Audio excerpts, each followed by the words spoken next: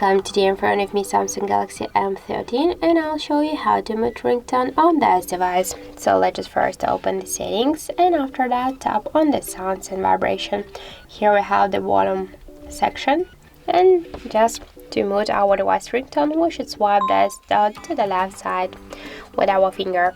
Also we can do it by the second way. Just first be sure that volume keys but control switcher is turned off to use volume buttons to change the ringtone, and after that let's just press down volume button, and by this way we can also mute our device ringtone.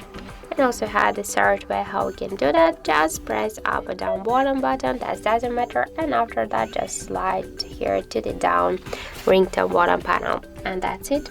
So thank you for watching, and if you found this video helpful, don't forget to leave a like, comment and to subscribe our channel.